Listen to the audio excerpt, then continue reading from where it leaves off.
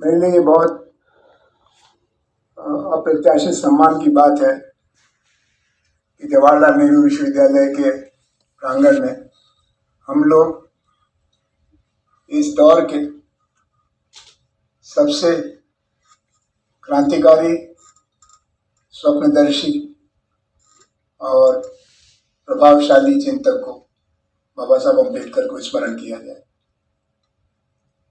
Doctor Vivek Kumar का अपना एक योगदान का लंबा सिलसिला है और ये उस पीढ़ी के समाजशास्त्री हैं जिन्होंने बाबा साहब को हाशिए से धुरी की तरफ लाने का काम किया। उसके पहले जहाँ मैं पढ़ाता था जवाहरलाल नेहरू विश्वविद्यालय के समाजशास्त्र विभाग में, वहाँ प्रोफेसर नंदूराम, उनसे पहले प्रोफेसर टी.के. उमन और उनके बाद के कई लोगों ने जवाहरलाल नेहरू विश्वविद्यालय का अपना एक विनम्र योगदान किया है। लेकिन जैसा विवेक ने कहा, अभी बहुत लंबा सफर बाकी है। हम अभी औपनिवेशिक मानसिकता से प्रभावित हैं। गुलामी खत्म होने में कई चरण से गुजरना पड़ता है। पहले राजनीतिक आज़ादी, फिर आर्थिक आज़ादी, फिर सामाजिक आज़ादी, सबसे कठिन होती है बौद्धिक आज़ादी, freedom of mind, decolonisation of mind. और ये काम विश्वविद्यालयों से ज़्यादा आसानी से होता है, क्योंकि विश्वविद्यालय में जो लोग पढ़ने पढ़ाने आते हैं वो कठिन सवालों से जूझने के लिए तैयार रहते हैं। और ये बहुत कठिन सवाल है कि कोई समाज अपने आत्मविश्वास के निर्माण के लिए उधार का और अपना इसका समन्वय कैसे करे। मैं खुद बनारस में पढ़ा, JNU में पढ़ा, शिकागो में पढ़ा, तो दुनिया के इस पार और उस पार की कहानी का थोड़ा बहुत असर हमारे पीढ़ी पर भी है। जवाहरलाल नेहरू विश्वविद्यालय उन विश्वविद्यालयों में से है जिसने उस ऊंचाई को हासिल किया। अभी आपने बताया कि हम लोग दुनिया के जो श्रेष्ठतम 50 विश्वविद्यालय हैं उसमें आ गए हैं, और वो तब आए हैं जब स्थानीय परिस्थितियां बहुत अनुकूल नहीं थी। तो ये हमारी अपनी ज्ञान शक्ति है। और जैसा होता है किसी विश्वविद्यालय का प्राण, आत्मा तो उसके शिक्षक होते हैं, शिक्षिका होते हैं, लेकिन प्राण तत्व रक्त संचार विद्यार्थी होते हैं। और जवाहरलाल नेहरू विश्वविद्यालय के विद्यार्थी अपने उत्साह के लिए, अपनी क्षमता के लिए, अपनी उपलब्धियों के लिए पूरे देश में सम्मानित हैं, दुनिया में सम्मानित हैं, कभी कभी अपमानित भी हो जाते हैं। अरे आप JNU में पढ़े हैं, या आप JNU में पढ़ाते थे, आप लोग क्या करते हैं वहाँ भाई? अरे हम लोग पढ़ते पढ़ाते हैं भाई। नहीं, ऐसा तो नहीं लगता। लेकिन ये जो पिछले हफ्ते खबर आई, उससे पता लगता है कि हम लोग 50 साल से एक ही काम कर रहे हैं, वो ज्ञान साधना। आज की बात बहुत दुविधापूर्ण बात है। मैंने जब ये विषय बताया विवेक जी को, तो चूंकि हम और वो पिछले 30 साल से पार्टनर हैं एकेडमिक एक्सरसाइज में, तो उनको हमारी बात तो समझ में आई। लेकिन जब वो घोषणा गई, इनविटेशन, तो मुझसे कई लोगों ने फोन करके, उसमें JNU से पढ़े हुए सोशियोलॉजी के लड़के लड़कियों ने कहा कि बाबा साहब तो एक सनातन उपस्थिति रहे हैं पिछले 100 साल से हमारे बौद्धिक जगत में, आप क्या रिडिस्कवरी करने जा रहे हैं? तो हमको ज़्यादा डर लगा कि अब मैं क्या करूं। और वो JNU की सोशियोलॉजी के एक गंभीर विद्यार्थी का प्रश्न था। फिर किसी और ने कहा, अरे बाबा साहब पर भाषण होगा, तुम बोलने के लिए बुलाया जा रहे हो, वहाँ पर कितने लोग तुमको सुनने के लिए आएंगे? तो वो भी एक दूसरा प्रश्न हो गया कि वक्ताओं की आज की उनका वजन उनके ज्ञान से नहीं, उनके और कारणों से घटता बढ़ता रहता है। लेकिन जवाहरलाल नेहरू विश्वविद्यालय की खूबी, जैसा विवेक जब आए थे तो हम लोग 1/10 थे। धीरे धीरे जो JNU का संस्कार है कि लोग आते हैं और अकेला ही चला था मंजिल की तरफ, धीरे धीरे लोग जुड़ते गए, कारवां बनता गया, तब आधा हॉल भर गया। और मुझे मालूम नहीं, जब तक कुलगुरु के बोलने का समय आएगा और भी लोग आ जाएंगे। मैं आपके अनुमति से हिंदी में इसलिए बोल रहा हूँ कि यहाँ कर्मचारी संघ के लोग भी हैं। और जवाहरलाल नेहरू विश्वविद्यालय में भाषा का कोई ऐसा संकट नहीं है। अभी जहाँ हम लोग चाय पी रहे थे, 3 भाषाओं में बात हो रही थी, हिंदी, अंग्रेजी तो थी, तमिल भी थी। तो भाषा की व्यापकता है। और जब आप बाबा साहब का अध्ययन अध्यापन करेंगे, मुझे जान के बहुत खुशी है, यहाँ बहुत जल्दी पाली की पढ़ाई का भी एक उचित प्रबंध होगा, क्योंकि बाबा साहब के विमर्श की बुनियाद में संस्कृत तो है ही, अंग्रेजी का तो कहना ही क्या है। कोलंबिया में पढ़े, लंदन स्कूल ऑफ इकोनॉमिक्स में पढ़े, हाइडेलबर्ग में पढ़े, लेकिन पाली का भी उसमें बड़ा भारी योगदान। और पाली भारत की उन भाषाओं में से है जिसमें ज्ञान तो अपार है, लेकिन ज्ञान साधना के लिए लोग कम मिल रहे हैं। तो जवाहरलाल नेहरू विश्वविद्यालय को बाबा साहब की श्रद्धांजलि में ढेर सारा काम, खासतौर एकेडमिक अम्बेडकर के लिए ढेर सारा काम करना पड़ेगा। उसमें भाषा और साहित्य से लेकर के समाज विज्ञान और अर्थशास्त्र की जिम्मेदारियां होंगी। जो विषय हमने आपके सामने रखा है वो इसलिए है कि बाबा साहब की जीवन यात्रा के दो बड़े पक्ष थे। एक तो कॉलोनियल पीरियड था जो 1947 15 अगस्त के बाद खत्म हुआ, फिर पोस्ट कॉलोनियल पीरियड शुरू हुआ। बाबा साहब उन थोड़े से बुद्धिजीवियों में से थे जो आंदोलनकारी भी थे, जिन्होंने उपनिवेशवाद को भी देखा था, राष्ट्रीय आंदोलन को भी देखा था, और राष्ट्रीय आंदोलन के गर्भ से निकली हुई संविधान सभा के प्रमुख नायकों का भी उनको स्थान मिला था। उन्होंने जो कहा है 1946 संविधान सभा के शुरुआती कार्रवाई से लेकर के 1956 उनके जीवन के आखिरी दिनों में, वो एक पोस्ट कॉलोनियल डिस्कोर्स की बहुत समृद्ध आधारशिला है। और जब उनको पढ़िए आप, मैं राजनीतिक समाजशास्त्र का विद्यार्थी हूँ, पॉलिटिकल सोशियोलॉजी का, तो जो थियरी ऑफ डेमोक्रेसी है जिसका जन्म पश्चिमी यूरोप के प्रयोगों से हुआ, इसमें अमेरिकी क्रांति का, ब्रिटिश क्रांति का, रूसी क्रांति का अपना अपना योगदान है, नाजिज्म फासिज्म का भी अपना योगदान है, कैसे जनतंत्र का पतन हो सकता है और फिर कैसे पुनर्निर्माण हो सकता है द्वितीय विश्व युद्ध के बाद। लेकिन जो औपनिवेशिक समाज थे, जो पश्चिमी आधारशिला पर बनी हुई जनतंत्र की व्यवस्था का कुछ भी पूरा करने की जिनकी क्षमता नहीं थी, जैसे गरीब का घर होता है, वो उसके पास बुनियाद का पत्थर नहीं, इमारत बनाने के लिए ईंट नहीं, सीमेंट भी कम ज्यादा, लोहा सरिया भी नहीं, फिर भी मकान उसको बनाना है। तो भारत में जो लोकतंत्र का निर्माण हुआ वो उसी तरह का एक अभावग्रस्त और साधनहीन समाज द्वारा एक बहुत विराट कल्पना के आधार पर एक शुभारंभ करने की बात थी। उसमें संविधान सभा का जो 3 बरस का काम था, उस काम में जो बाबा साहब का योगदान था, उस सब का पुनर्पाठ करने की जरूरत है। जैसा विवेक ने कहा, एक सच तो ये है ही है कि बाबा साहब का जो कर्मयोगी पक्ष था वो ज्ञान साधक पक्ष से ज्यादा आकर्षक हो गया, क्योंकि उन्होंने जिन सवालों को अपने जीवन साधना का आधार बनाया वो बहुत गूढ़ प्रश्न है। जाति व्यवस्था, फिर उसमें छुआछूत, अस्पृश्यता, फिर उसका निराकरण, इसमें कई सदियां लगी हैं, कई जिंदगियां लगी हैं। और बाबा साहब का बौद्धिक साहस था कि उन्होंने फिर उसको उठाया।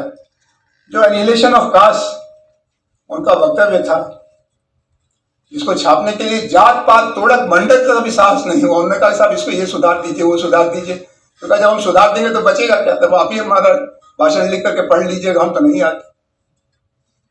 उस आलेख को पढ़ते समय ऐसा लगता है कि आपके हाथ में किसी ने दहकता हुआ अंगारा रख दिया। जब वो कहते हैं कि भारत की राष्ट्रीयता के निर्माण में सबसे बड़ी बाधा क्या है, इसको पहचानिए, और वो 2 चीजों को बाधा बताते हैं जिनका कि बड़ा गुणगान हो रहा था। जो डोमिनेंट डिस्कोर्स था, जो प्रमुख प्रवक्ता थे भारतीयता के, उनसे ठीक उल्टी, जैसे एक बढ़ रही गंगा में, बाढ़ की गंगा या सरयू या घाघरा में उल्टी दिशा में तैरना। उन्होंने कहा कि 2 कारण है भारत के पतन के। आप सोचिए आपने बाबा साहब ने क्या कहा।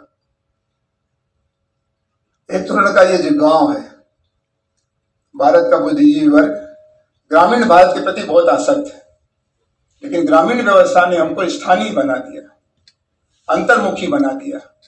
और मेटकाफ के अध्ययन का उदाहरण लेकर के उन्होंने कहा कि हाँ, ये बात सही है कि लहरों पर लहरें आती रही बदलाव की, आक्रामक भी आए, शासक भी आए, लेकिन ग्रामीण भारत ने उनको गुजर जाने दिया और अपनी जिंदगी में रमा रहा। लेकिन आज वो परंपराओं का बहुत विभत्स संकलन हो गया और उसको तोड़ना पड़ेगा। दूसरी बात जो उन्होंने कही उससे भी ज्यादा आक्रामक थी, क्योंकि भारतीय विमर्श में एंटी ब्राह्मण होना, प्रो ब्राह्मण होना ये तो चल जाता था, लेकिन एंटी कास्ट होना वो तो कबीर के अलावा कोई दिखता नहीं था। तो बाबा साहब ने कहा कि एनिहिलेशन ऑफ कास्ट ही भारत की नेशन बिल्डिंग की पहली बुनियाद होगी। बुनियादी शर्त यही होगी, ग्रामीण भारत का नवनिर्माण करो और इस जाति व्यवस्था का नवनिर्माण करो। नवनिर्माण का मतलब एनिहिलेशन से पुनर्जन्म, उसको नई काया चाहिए। वो नई काया क्या होगी? राष्ट्रीयता और लोकतंत्र। तो मैं चाहता था कि आज जब भारत अपने राष्ट्रीय विमर्श में व्यस्त है, दुनिया में अपनी जगह परिभाषित करने में लगा हुआ है और पूरी दुनिया 40-50 साल के द्वितीय विश्व युद्ध के प्रयोगों के बाद थक सी गई है और सस्टेनेबल डेवलपमेंट गोल की तलाश में संयुक्त राष्ट्र संघ के 192 देश सहमत हैं।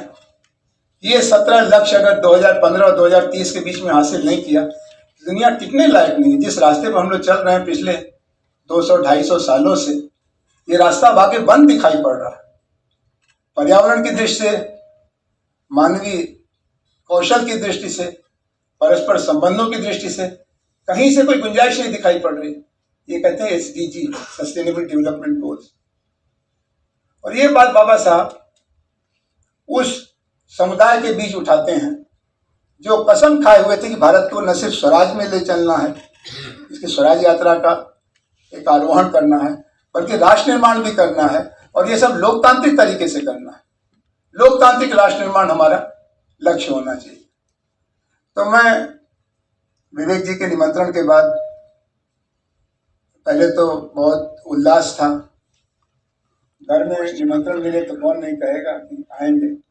फिर पहली महिला कुलपति, मैं बहुत दिन से, जब से ये वाइस चांसलर बनी, मैं सपना देखता था एक दिन ऐसा आएगा जब वो सदन में होंगे और मैं भी कुछ 2-4 बातें कहूँ। मौका अभी आया था, अध्यापक संघ का 50 साल का उत्सव हुआ।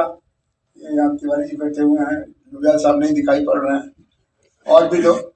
उन लोगों ने कहा कि हम लोग कुछ करेंगे। तो मैं दूर था गोवा में, वहाँ से मैं इंटरनेट के जरिए जुड़ा। मुझे बहुत ईर्ष्या हुई अपने मित्रों से कि वो धूप JNU की और JNU की हरियाली और JNU के लोग और JNU का उत्सव। किसी भी संस्था को बनाना आसान, शुरू करना तो बहुत आसान होता है, लेकिन जैसा कहा गया कि 2 बुद्धिजीवी अगर हो तो उनकी 3 राय तो होती ही है। एक मेरी राय, एक आपकी राय, एक हमारी दोनों की राय। इस विश्वविद्यालय को बनाने में इन महात्माओं का, विदुषियों का योगदान हुआ। वो एक से एक इंडिपेंडेंट लोग थे। उनकी अपनी अपनी मार्क्सवादी धारा थी, अपनी अपनी राष्ट्रवादी धारा थी, अपनी अपनी गांधीवादी धारा थी। वो अपनी बिरादरी में उजात माने जाते थे। जो JNU में मार्क्सिस्ट होता, दुनिया में तो बदनाम था कि कम्युनिस्ट है, लेकिन अपनी बिरादरी में उनको कोई पार्टी की मेंबर ही नहीं देता था। वो इतने आजाद ख्याल थे। वही हाल यहाँ के गांधीवादियों का था, वही हाल यहाँ के और लोगों का था। लेकिन JNU 50 साल से चल रहा है और लगातार इसकी रफ्तार बढ़ती जा रही। जब हम पढ़ने आए तो 6 लोगों को दाखिला मिलता था MPhil के लिए। अभी PhD में विवेक ने बताया पिछले साल 20-25 लोगों को दाखिला मिला, और उसके बाद लिस्ट बहुत लंबी है और लोग दाखिला लेना चाहते हैं। वैसे JNU में पढ़ाना एक सपना है। मैं शिकागो में और यूरोप में मुझे बहुत मौका मिला पढ़ने पढ़ाने का। वहाँ जो लोग पढ़ते थे भारतीय, उनका एक बड़ा सपना ये होता था कि भारत लौटना है, और दूसरा बड़ा सपना होता था कि JNU में पढ़ाने का मौका मिल जाए तो क्या बात। तो ऐसे सुंदर परिसर में मैं इस प्रश्न को आपके सामने रखना चाहता हूँ कि आज अगर बाबा साहब के साथ हमको परिचय कोई कराना चाहे कि चलो बाबा साहब से मिलवाते हैं, तो उनका कौन सा पक्ष हमारे लिए आज सबसे प्रासंगिक है? बुद्ध धर्म का मार्ग अपनाना ये तो एक लंबे अरसे से चल रहा था, बुद्ध के जमाने से चल रहा था। तो वो कोई मौलिक बात तो नहीं कही जाएगी। जाति विहीन भारत के भविष्य की कल्पना, ये भी श्रेष्ठतम स्वप्नों में से था। वसुधैव कुटुंबकम को आदर्श देने वाला समाज जातिवादी आधार पर तो नहीं बनता।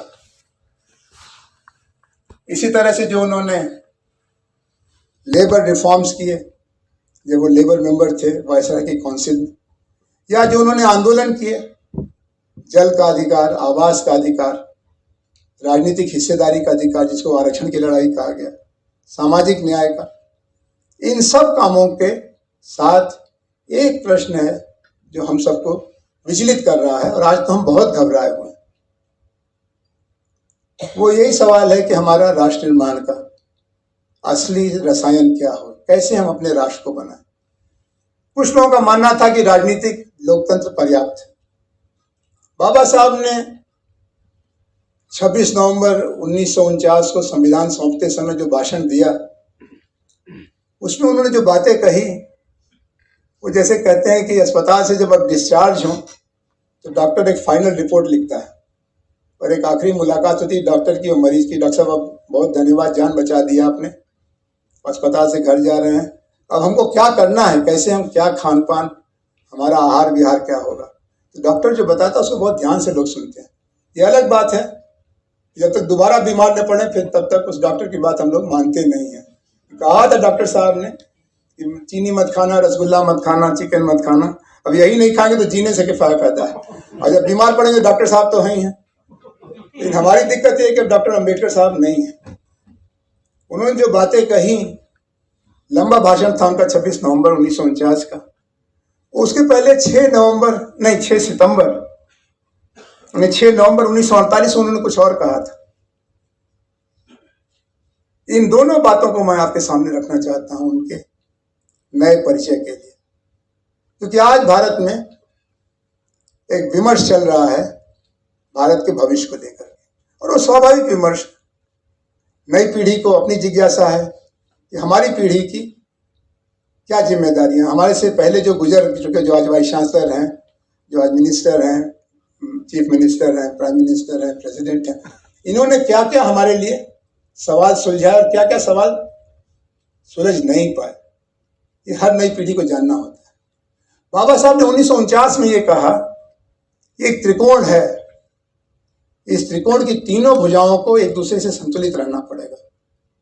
एक ट्रायंगल, वो है स्वतंत्रता का, समता का और बंधुत्व का। फ्रीडम या लिबर्टी, इक्वालिटी एंड फ्रेटर्निटी। इन तीनों में से एक भी अगर कम हो गया, अगर आपने स्वतंत्रता का ध्यान नहीं रखा, तो बंधुत्व भी हो और समता भी हो लेकिन स्वतंत्रता नहीं हो तो नहीं चल पाएगा। स्वतंत्रता हो और समता हो लेकिन बंधुत्व न हो, फ्रेटर्निटी नहीं हो, तब भी नहीं चल पाएगा।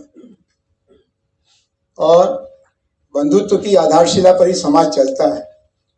आज भारत को अपने से ये सवाल पूछना है कि हमारी स्वतंत्रता का कैसा स्वरूप है और कैसा होना चाहिए।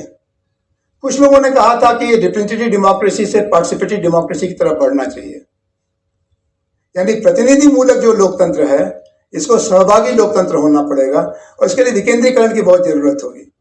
केंद्र से राज्य को ताकत, राज्य से जिला को ताकत, और जिले से गांव को ताकत या मोहल्ले को ताकत। केंद्र और राज्य की ताकत के बहुत चौकीदार हैं। हमें से बहुत से लोग चाहते हैं केंद्र मजबूत हो और मजबूत हो और मजबूत हो, और होना भी चाहिए। इतना बड़ा देश है, दुनिया का दूसरा सबसे बड़ा देश, इसका केंद्र अगर कमजोर होगा तो चल नहीं पाएगा। और राज्य हमारी बाहें हैं। मणिपुर और लद्दाख से लेकर के मध्य प्रदेश और उत्तर प्रदेश जैसे विराट राष्ट्र प्रदेशों को अपनी अपनी स्वायत्तता चाहिए, और ये हमारे संविधान में लिखा हुआ है।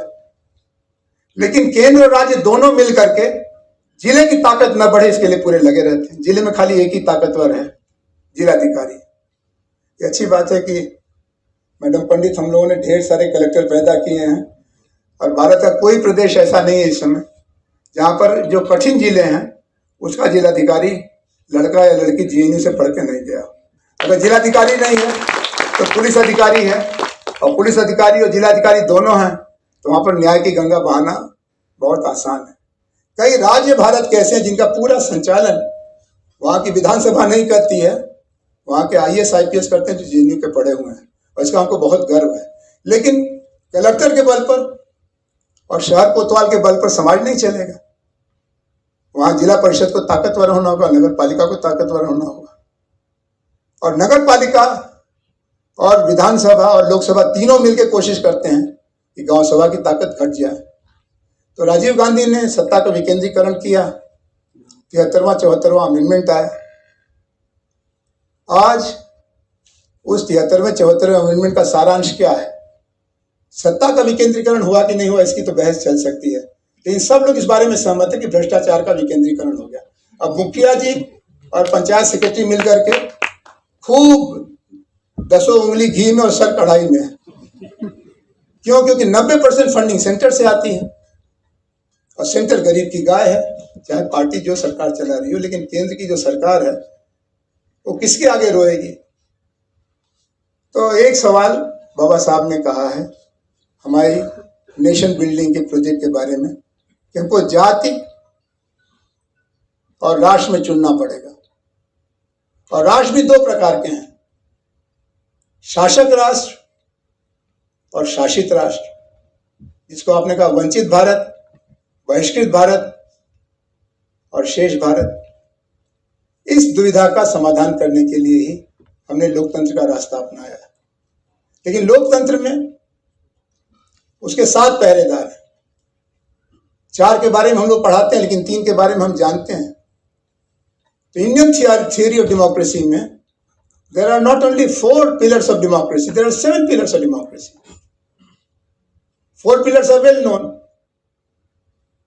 विधायिका है, कार्यपालिका है, न्यायपालिका है, और मीडिया वाले भी हैं। लेकिन 3 और पिलर हैं, उनके बिना भारत में लोकतंत्र का विस्तार नहीं हो पाएगा। पाकिस्तान में नहीं हो पा रहा है क्योंकि उनके पास वो बाकी 3 पिलर बहुत कमजोर हैं। वो बाकी 3 पिलर के यहाँ जो वेस्टर्न थियरी में नहीं थे। एक है पॉलिटिकल पार्टीज। पॉलिटिकल पार्टीज भी गरीब की गाय है, जो आता है उसकी पूंछ मरोड़ देता है। देश की दुर्दशा का असली कारण ये नेता लोग हैं। गली गली में शोर है, सारे नेता। देखिए हमने नहीं कहा, लेकिन जब JNU में ये कहा जाएगा तो कस्बे में तो जोर से आवाज आएगी, और जोर से आवाज आएगी। जबकि पॉलिटिकल पार्टीज का सरोकार है देश, उससे कम कुछ भी नहीं। क्षेत्रीय पार्टी हो तो भी उसको लद्दाख से लेकर केरल के बारे में सरोकार रखना पड़ता है। और कुछ लोगों ने कहा कि अपोजिशन जरूरी है डेमोक्रेसी के लिए। अपोजिशन जरूरी है, रूलिंग पार्टी उससे ज्यादा जरूरी है। रूलिंग पार्टी अपोजिशन पार्टी के अलावा छोटी पार्टियां भी जरूरी, इनको 2%, 3%, 1% वोट मिलता है, क्योंकि वो रिप्रेजेंटेशन का एक इनफॉर्मल स्ट्रक्चर बनाते हैं।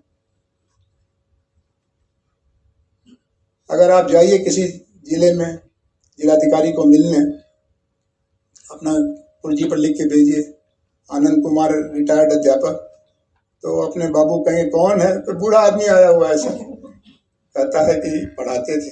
बैठाओ, थोड़ी देर में बात करेंगे। उसके बाद एक दूसरा कार्ड गया, अमुक सज्जन अध्यक्ष अमुक पार्टी। उस पार्टी को 3 वोट न मिला हो, लेकिन वो पार्टी है, तो कलेक्टर साहब कहें जल्दी भेजो, जल्दी नेता आया, खुरापाती है, नारा लगाने लगेगा। पॉलिटिकल पार्टी की ये औकात है, और ये राइट आपको नहीं था। इस देश में 1920 के आसपास तक राजनीतिक दलों का बनाना बहुत मुश्किल था। वायसराय जब चाहे तब कांग्रेस जैसी बड़ी पार्टी को बैन कर देता था। कम्युनिस्ट पार्टियां बैन हुई, RSS बैन हुई, कांग्रेस सोशलिस्ट पार्टी बैन हुई। ये तो इधर का समय आया, आज कोई बैन करके देख ले किसी पार्टी को, यहां से लेके वहां तक आवाजें आने लगेंगी जनतंत्र खत्म हो गया, जनतंत्र खतरे में। तो पॉलिटिकल पार्टीज एक पिलर है, इनकी बड़ी जरूरत है, इसमें इन्वेस्टमेंट भी होना चाहिए। और ये बात जर्मनी से निकली। Germans were very careless about their political parties. धीरे धीरे पार्टी पर हिटलर ने कब्जा किया। 6 साल जर्मनी बाकी सारी दुनिया के लिए सिरदर्द रहा। हर घर से जवान लड़के मारे गए, जवान लड़कियां परेशान की गई। तब जाके जर्मन्स ने कहा कि हमारी सबसे बड़ी भूल क्या थी, we did not invest in our political parties. तो आज जर्मनी में पार्टी राइट विंग की हो, लेफ्ट विंग की हो, सोशल डेमोक्रेट, लिबरल डेमोक्रेट, सबको वोट के अनुपात में सरकार से टैक्स से पैसा मिलता है कि अपनी पार्टी की आइडियोलॉजी को बढ़ाओ, अपने यूथ की ट्रेनिंग करो, अपनी लीडरशिप को बनाओ, invest in your party building. Are we investing in party building? अभी ये इलेक्ट्रल बॉन्ड का सिलसिला आया है तो उसमें कई पार्टियों को ज़्यादा मिला, कुछ पार्टियों को कम मिला। जिसको कम मिला चिल्ला रही कि तुमको ज़्यादा क्यों मिल गया, लेकिन कोई ये नहीं कह रहा कि हमको भी मिला है। कोई और इन्वेस्ट नहीं कर रहा पॉलिटिकल पार्टी सिस्टम में। और ये पॉलिटिकल थियोरी की एक बहुत बड़ी डिमांड है जो ग्रामर की लास्की की ग्रामर ऑफ पॉलिटिक्स में नहीं लिखा है, क्योंकि वहां उनकी पार्टी ऑर्गेनिक तरीके से बढ़ी। हमारे यहाँ इसको बढ़ाने की जरूरत है पॉलिटिकल पार्टी। एक सातवां छठा पिलर है जिसको फिर बहुत बदनाम किया जाता है, नॉलेज सेंटर्स। ये कबीर का गांव है। विश्वविद्यालय में जो लोग पढ़ते पढ़ाते हैं, प्रोफेसर पंडित आज वाइस चांसलर कल भी रहेंगे, कल हो सकता है कोई और मुख्यमंत्री हो, शिक्षा मंत्री हो, प्रधानमंत्री हो। कबीरा खड़ा बाजार में, मांगे सबकी खैर, ना काहू से दोस्ती ना काहू से बैर। ये विश्वविद्यालय के शिक्षक शिक्षिकाओं का आदर्श है, ये रिसर्चर्स का आदर्श है, ये नॉलेज सेंटर्स का आदर्श है। They are lighthouses of truth. उनकी बड़ी जरूरत है डेमोक्रेसी में। और एक सातवां है जिसको और बदनाम किया जाता है, उसको कुछ लोगों ने तो उसमें ब्यूरोक्रेट और पॉलिटिशियन दोनों शामिल करते हैं, झोला वाले हैं, सिविल सोसाइटी। तू कौन मैं खाब खा, मैं खाम खा, बेगानी शादी में अब्दुल्ला दीवाना। वो सोनम वांगचुक लद्दाख के लिए अनशन कर रहे हैं और धरना जेएनयू में भी हो रहा है, लद्दाख को बचाओ। उधर वेस्टर्न घाट के लिए आंदोलन चल रहा है गोवा में, आंदोलन दिल्ली यूनिवर्सिटी के लड़के लड़कियां भी कर रहे हैं, वेस्टर्न घाट बचाओ। ये जो सिविल सोसाइटी है, who are people of concerned citizens, who are bodies of concerned citizens, ये भी डेमोक्रेसी के लिए बहुत जरूरी है।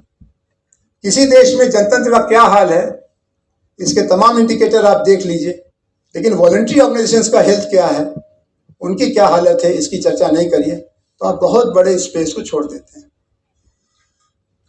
तो एक तो बाबा साहब की जीवन यात्रा से, विचार यात्रा से हमको आज उनसे कनेक्ट होने के लिए उनकी जो theory of democratic nation building है, जो उन्होंने कॉन्स्टिट्यूशन बिल्डिंग के समय में अपने डिस्कोर्सेज में कहा, और जब वो राज्यसभा के मेंबर हुए तब उन्होंने बार बार कहा, अलग अलग मौकों पर, कॉन्स्टिट्यूशन अमेंडमेंट के मौकों पर और मौकों पर, उसको ध्यान से पढ़ने की जरूरत है। Because you get many principles of democratisation and democratic nation building. एक दूसरी बात जो ज्यादा मशहूर हो करके मैं अपनी बात खत्म करूंगा, बाबा साहब ने ये पूछा आपसे और हमसे, खासतौर पर आने वाली पीढ़ियों से, कि हम तक कब तक विरोधाभासों के साथ जिएंगे। How long we are condemned to live with contradictions. उन्होंने कहा क्या कॉन्ट्रडिक्शन है भाई, अंग्रेजी राज और भारत की गुलामी यही कॉन्ट्रडिक्शन था, वो खत्म हो गया, अंग्रेजों को हटा दिया, हम लोगों का राज हो गया। वो आपने अच्छा किया, वो आपकी उपलब्धियों में गिना जाएगा कि भारत अंग्रेजों के उपनिवेश से एक स्वराज बन गया। लेकिन now we are entering a new age of contradictions. इस पर मैं ज्यादा विस्तार से नहीं बोलूंगा, क्योंकि उसमें मैंने 25 साल जेएनयू के विद्यार्थियों को बहुत सजा दी। क्योंकि हम लोग एक कोर्स पढ़ाते थे मैडम, इंडियन सोशल थॉट, उसमें बाबा साहब भी थे, विवेकानंद भी थे, एम.एन. रॉय भी थे, महर्षि अरविंद भी थे, गांधी भी थे, नेहरू भी थे। तो लोग कहते थे कि ये खिचड़ी खिला करके किसकी तबीयत ठीक करना चाहते हैं। लेकिन वो बहुत कोर्स पॉपुलर रहा और बहुत से लोगों ने कहा, जो अम्बेडकराइट थे, कि पहली बार हमने बाबा साहब का ओरिजिनल पढ़ा। बहुत से जो विवेकानंद के लिए चंदा इकट्ठा करते होंगे, विवेकानंद जी का कोलंबो टोलमोडा हमने पहली बार पढ़ा। बहुत से गांधीयंस जो अपने को कहते थे गांधीवादी गांधीवादी, उन्होंने हिंद स्वराज का दर्शन पहली बार, स्पर्श पहली बार उस कोर्स में किया। ऐसे कोर्सेज को जेएनयू ने इजाजत दी। तो उस कोर्स को पढ़ाते समय ये बात बाबा साहब के विचार मंथन से निकली है कि भारत का इस समय का सबसे बड़ा संकट भारतीय समाज का राजनीतिक तौर पर तो लोकतांत्रिक होना है, लेकिन आर्थिक और सामाजिक तौर पर लोकतंत्र विहीन होना। हमारा जो लोकतंत्र का पौधा जिस मिट्टी पर लगा है वो बड़ी कठोर चट्टान है। हमारे कैंपस में एक इलाका है ना, पार्थसारथी रॉक वाला, वहां कुछ भी कोशिश करिए कुछ नहीं पैदा होता। भारतीय मिट्टी करीब करीब ऐसी है, क्योंकि जाति व्यवस्था के कारण लिंग भेद की व्यवस्था के कारण, इसको पैट्रियार्की आप कहते हैं, इन दो दोषों के कारण भारतीय समाज का मिजाज लोकतांत्रिक बनने में बहुत समय लगेगा। बहुत खाद पानी देने की जरूरत है, बहुत मिट्टी डालने की जरूरत है। वो मिट्टी समता की होगी, न्याय की होगी, आंदोलनों की होगी।